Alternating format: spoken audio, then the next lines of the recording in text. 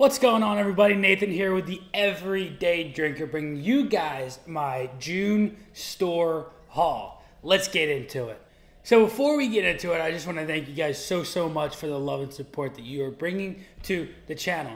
I hope you guys checked out yesterday's video, because if you haven't, make sure you haven't. It will be a link right above me that you should go check out, because it was a gigantic announcement that we are doing with another channel. So without further ado, let's jump into what bottles I picked up for the month of June.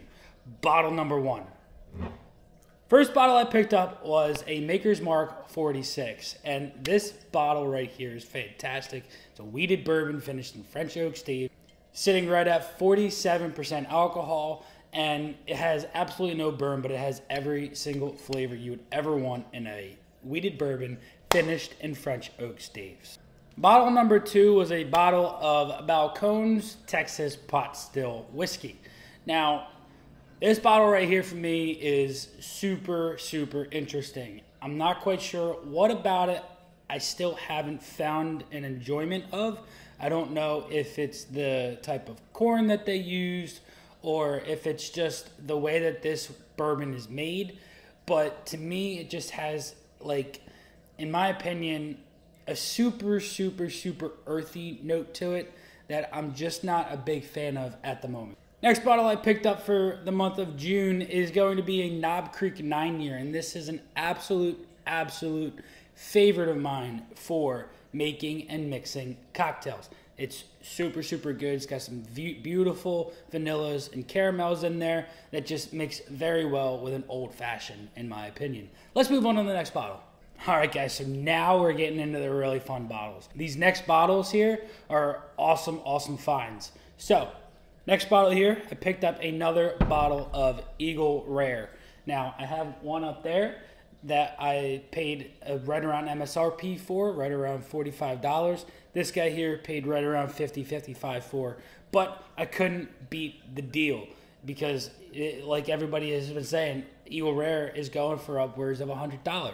And if I can find it for under $60, I'm going to snag the son of a bitch, because it is gosh darn delicious.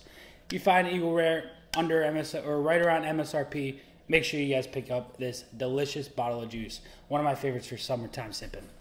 Next bottle I picked up, a rye.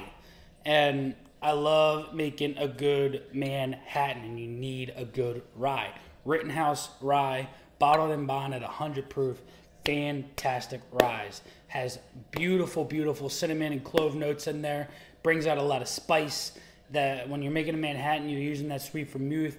Adds a little bit of sweetness in there. Complements the rye spice like you wouldn't believe. Rittenhouse Rye, around $25. Make sure you pick a bottle up if you are a fan of rye whiskeys, which I'm trying to become. Next bottle is one that I was super stoked to find. Old Elk Double Wheat whiskey, sitting right at 107.1 proof. This bottle of juice is really good. Had to crack it open just to see what it was all about. I will be doing a review on this bad boy here very soon. Hopefully within the next week, because this bottle right here might be in the top 3 on my shelves at the moment. It is really good. Sitting right at that $100 mark, but if you see it, pick it up. It's a score. Next bottle I picked up was a bottle of Old Forester 1910 Old Fine Whiskey. This right here was a bottle that I had in the Toasted Barrel Bourbon Battles, and it came out on top. Not surprised, really good Toasted Barrel right here that you guys could find for right around $45, $50. Make sure you pick it up. It is really good. And before I had picked up that 1910, I had gone into the store for this bottle right here. The Elijah Craig Toasted Barrel, sitting right at 94 proof. This does go for upwards of $100, but I did only spend $55 on it. And whether or not you guys think that's a good deal or not, I think that this bottle right here is fantastic. It is really good. One of my favorite toasted barrels. It went up against the 1910. The 1910 did win, but I still think this bottle right here holds its own. Fantastic caramels, a beautiful marshmallow note in there as well. Can't go wrong with the Elijah Craig Toasted Barrel. Last but not least, the last bottle of the month of June goes to Penelope Architect build number 2. I just did a review on this bad boy right here, and I think that this sitting at 104 proof and right at that $60-$65 mark is a fantastic summer sipper. It's older brother, build number 1, with a little bit more of that rye spice in there, I feel like is a better fall winter sipper. This guy right here with a lot more of that dark fruit, a little bit warmer of a caramel and vanilla in my opinion, is super, super pleasant for those summertime sippings. That is going to do it for the month of June. Not as many bottles as the month of May, but we still picked up a decent amount of bottles to put on the shelf. I think we're sitting right at around, we're sitting right above 50 bottles on the shelf, and I couldn't thank you guys enough for me wanting to keep exploring and expanding my horizons and building my palate up for all of these whiskeys.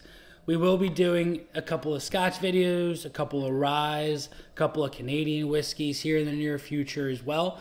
So make sure you guys, if you're brand new, smash that like button, hit the subscribe button, and comment down below what bottles you picked up for the month of June that you added to your collection.